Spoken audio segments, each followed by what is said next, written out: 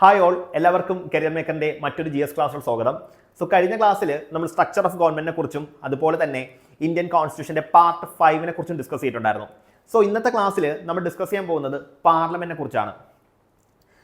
നമ്മുടെ യൂണിയൻ ഗവൺമെന്റിന്റെ legislative organ ആണ് പാർലമെന്റ് എന്ന് പറയുന്നത്. ഓക്കെ, എന്താണ് യൂണിയൻ ഗവൺമെന്റിന്റെ ലെജിസ്ലേറ്റീവ് ഓർഗൻ ആണ് പാർലമെന്റ് എന്ന് പറയുന്നത്. ഓക്കെ, ഇനി ഇവിടെ പറയുന്നുണ്ട് it is based on Westminster model എന്ന് പറയുന്നുണ്ട്. ഓക്കെ, എന്താണ് it is based on Westminster model എന്ന് പറയുന്നുണ്ട്.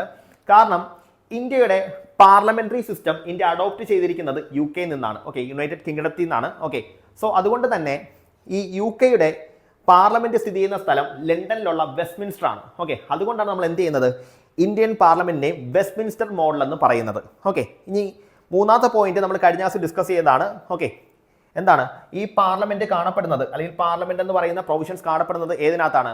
ഇന്ത്യൻ കോൺസ്റ്റിറ്റ്യൂഷന്റെ പാർട്ട് 5-നകത്താണ്. ഓക്കെ, സോ ഇനി നമ്മൾ ഡിസ്കസ് ചെയ്യാൻ പോകുന്നത് ആർട്ടിക്കിൾ 79 കുറിച്ചാണ്.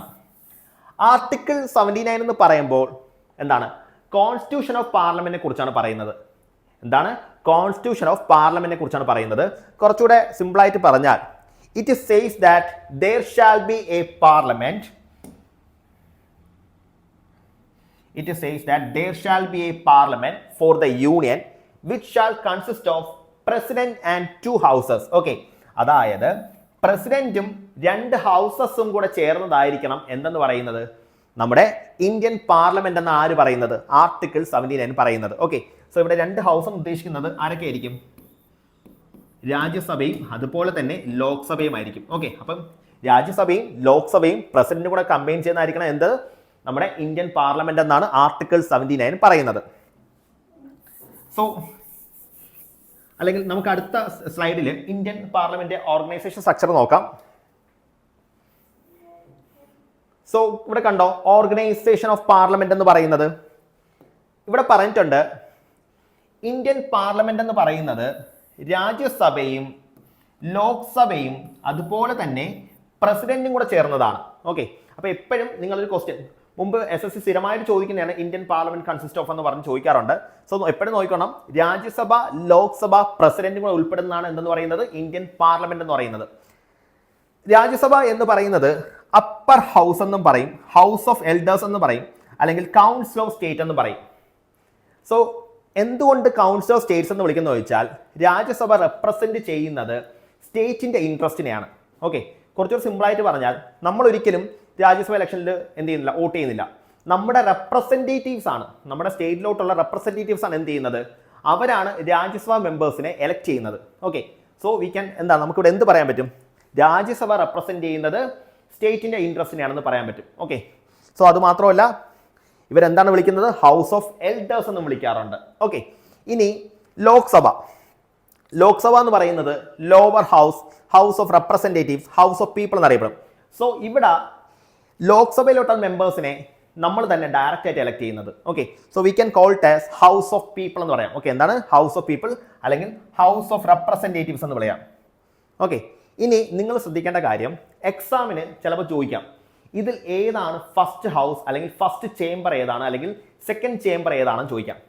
എപ്പോഴും നിങ്ങൾ മനസ്സിലാക്കുക, രാജ്യസഭ എന്ന് പറയുന്നത് ഹൗസ് ഓഫ് എൽഡേഴ്സ് ആയതുകൊണ്ട് ഫസ്റ്റ് ചേംബർ എന്നല്ല. സോ ഫസ്റ്റ് ചേംബർ എപ്പോഴും ആരായിരിക്കും, ലോക്സഭയായിരിക്കും ഫസ്റ്റ് ചേംബർ എന്ന് പറയുന്നത് കേട്ടോ, അല്ലെങ്കിൽ ഫസ്റ്റ് ഹൗസ് ആരായിരിക്കും, ലോക്സഭയായിരിക്കും. സെക്കൻഡ് ചേംബർ എന്ന് പറയുന്ന ആരായിരിക്കും, രാജ്യസഭയായിരിക്കും. ഓക്കെ, ഇതിന്റെ കാരണം പറഞ്ഞുതരാം. കാരണം ബില്ലുകളുമായി ബന്ധപ്പെട്ടുള്ള അധികാരത്തിൽ കുറച്ചുകൂടെ അധികാരം കൂടുതൽ ആർക്കാണ്, ലോക്സഭയിലാണ്. Okay, so most of the bill നമുക്ക് എന്ത് ചെയ്യാം, ലോക്സഭയിൽ തന്നെ എന്ത് ചെയ്യാം, അവതരിപ്പിക്കാൻ പറ്റും. ഓക്കെ, പക്ഷേ രാജ്യസഭയിൽ അങ്ങനെയല്ല. So we call Lok Sabha as first chamber and Rajya Sabha as second chamber. Okay, ഇനി ഇതിനകത്തുള്ള മൂന്നാമത്തെ ഒരു പാർട്ട് അല്ലെങ്കിൽ മൂന്നാമത്തെ ഒരു ഘടകമാണ് പ്രസിഡന്റ് എന്ന് പറയുന്നത്. ഓക്കെ, പ്രസിഡന്റ് എന്ന് പറയുന്ന വ്യക്തി ഞാൻ കഴിഞ്ഞ ക്ലാസ്സിൽ പറഞ്ഞതാണ്, ഇദ്ദേഹം എക്സിക്യൂട്ടീവിന്റെ പാർട്ടാണ്. ഓക്കെ, എക്സിക്യൂട്ടീവിന്റെ പാർട്ടാണ്. പക്ഷെ ഇദ്ദേഹം എന്തിന്റെയും പാർട്ടാണ്, ഇദ്ദേഹം ലെജിസ്ലേച്ചറിന്റെയും പാർട്ടാണ്. ഓക്കെ, ഞാൻ പാർട്ടാണെന്ന് മാത്രമേ പറയുന്നുള്ളൂ. ഓക്കെ, സോ അതായത് ഇവിടെ പറയുന്നത് എന്താണ്, ഇദ്ദേഹം പാർലമെന്റിന്റെ ഘടകമാണ്. ഓക്കെ, ഇദ്ദേഹം പാർലമെന്റിന്റെ പാർട്ടാണ്, പക്ഷേ മെമ്പർ അല്ല. ഇദ്ദേഹം എന്താണ്, പാർലമെന്റിന്റെ പാർട്ടാണ്, പക്ഷെ എന്താണ്, നോട്ട് എ മെമ്പർ. അതായത് ഇദ്ദേഹം ലോക്സഭ രാജ്യസഭ മീറ്റിങ്ങിലൊന്നും പോയിരിക്കത്തൊന്നുമില്ല. ഓക്കെ, ഇദ്ദേഹം എന്താണ്, നമ്മുടെ പാർലമെന്റ് പാർട്ട് തന്നെയാണ്, അതിലൊരു മാറ്റവും ഇല്ല. ഓക്കെ, പക്ഷേ ഇദ്ദേഹം ഒരിക്കലും ലോക്സഭ രാജ്യസഭ മെമ്പർ അല്ല. അതുപോലെ തന്നെയാണ് എന്ത്, ഇദ്ദേഹം ഈ ഒരു മീറ്റിങ്ങിലും അറ്റൻഡ് ചെയ്യുന്നില്ല.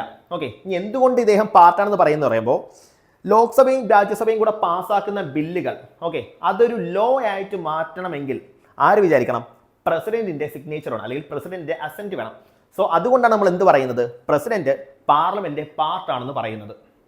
ഓക്കെ, സോ ഇത്രയാണ് നമുക്ക് ഓർഗനൈസേഷൻ ഓഫ് പാർലമെന്റിനെ കുറിച്ച് പറയാനുള്ളത്.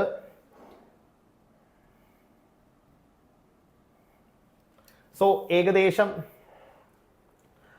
നമുക്ക് ഈ പറഞ്ഞ രണ്ട് ടോപ്പിക്സ്, അതായത് നമ്മൾ നേരത്തെ പറഞ്ഞ പാർലമെന്റ് രണ്ട് പാർട്ട് നമ്മൾ പറഞ്ഞിരുന്നു. ആർട്ടിക്കിൾ 79, ഓക്കെ, എപ്പോഴും നിങ്ങൾ ശ്രദ്ധിക്കണം, ആർട്ടിക്കിൾ 79 എന്ന് പറയുന്നത് എന്തായിരിക്കും, അത് പറയുന്നത് there shall be a parliament, okay, which consists of president and 2 houses. Okay, so 2 house എന്ന് പറയുന്നത് ബൈക്യാമറൽ സിസ്റ്റം ആണ് കേട്ടോ, ബൈക്യാമറൽ സിസ്റ്റം ആണ്.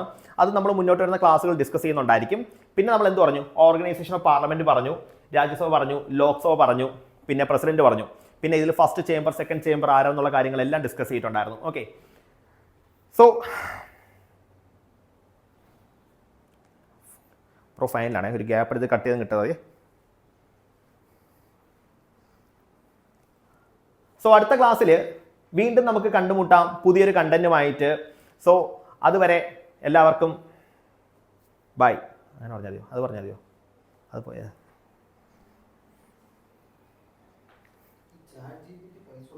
ഇല്ല, വേണ്ട വേണ്ട, അപ്പോൾ ഇതിനും എടുക്കണം, ഇത് പറയട്ടെ.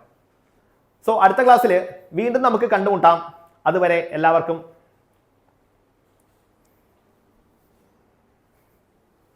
സോ ഈ ക്ലാസ്സിൽ നമുക്ക് ഇത്രയും മാത്രമേ ഡിസ്കസ് ചെയ്യാവുള്ളൂ. നമുക്ക് അടുത്തൊരു ക്ലാസ്സിൽ വീണ്ടും കണ്ടുമുട്ടാം. Thank you.